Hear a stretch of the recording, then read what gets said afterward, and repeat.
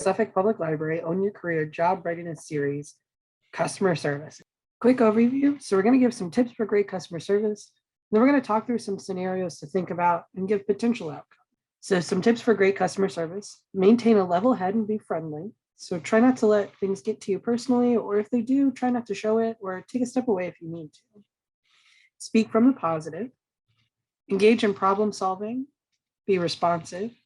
Try to remember people. If possible, address them by name.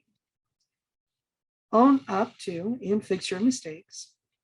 Listen to customers. Be fair and escalate when needed. So before we jump into these scenarios, think about a time where somebody has engaged with you in a very positive manner. Like your best experience with staff at a restaurant or in a business or on the phone, somebody that really provided excellent customer service. And think about which of these tips that they used. All right, so scenario one. A customer comes in and asks a question that you do not know how to answer. Below is an example. For the sake of the scenario, assume that you do not know how to solve this problem in particular. Customer, hi, I'm having some issues with the laptop I bought the other day. I'm trying to get Microsoft Office to install, but keep getting an error. How would you respond, and what would be your next steps? Right, so this is a possible response. Well, you could say, I'm so sorry that you're having issues with getting that installed. I want to help you get this resolved as quickly as possible. So let me take you over to one of our experts in dealing with laptops and software issues. What you should do, if in person, walk them over to the coworker that will be able to help. Provide your coworker with the customer's name and a brief description of what the issue is. If over the phone or chat, transfer the call or chat to a coworker that can help, but be sure to provide the coworker with the customer's name and information. The important part here is to provide empathy with the customer. I'm sorry that you're having this issue with getting that installed. Offer a resolution or the opportunity to connect them personally with somebody that can help them resolve it. I want to help you get this resolved as quickly as possible, so let me take you over to one of our experts. And the important part is making sure that you're providing a consistent handoff. They don't want to feel like they're being passed around from person to person. They want to get the issue resolved. And if you can walk with them or provide a warm transfer on the phone or in chat, giving them an opportunity to know that somebody heard them and helping to keep them from having to consistently repeat themselves. Scenario number two, a customer is not happy with an item or service that they received. Customer, look, I came in here to get my car detailed and I keep finding spots inside and outside that weren't cleaned. Plus, whoever had to do the job didn't put my seats back in right. And now one of them doesn't move like it should. I tried calling in and I'm just really upset about this whole thing. How would you respond and what would be your next steps?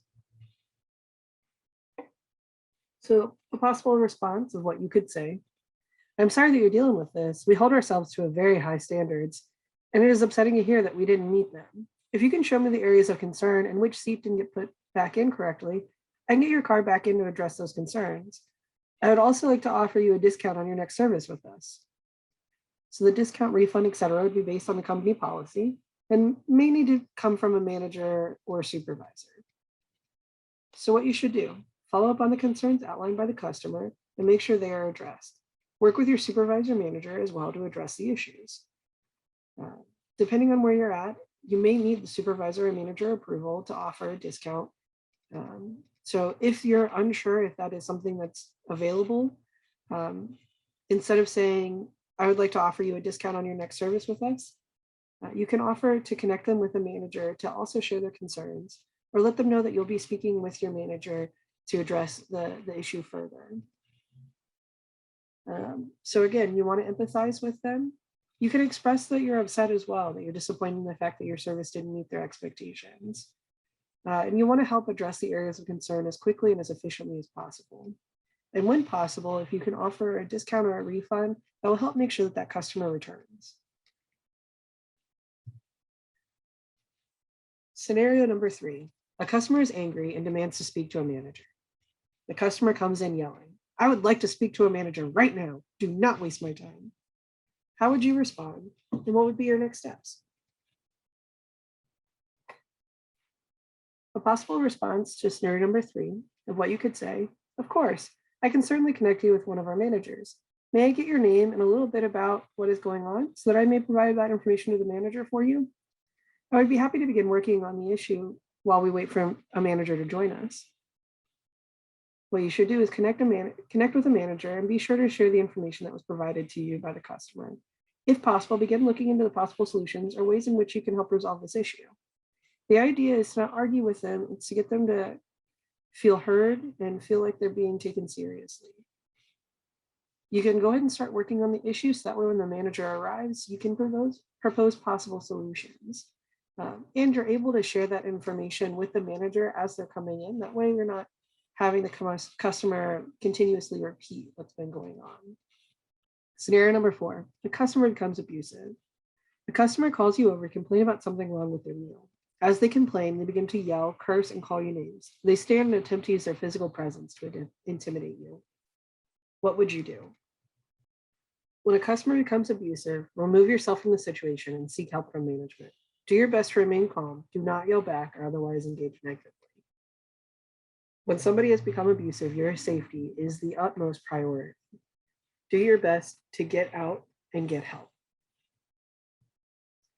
Thank you for joining SPL and our Own Your Career Job Readiness series. Have a great day.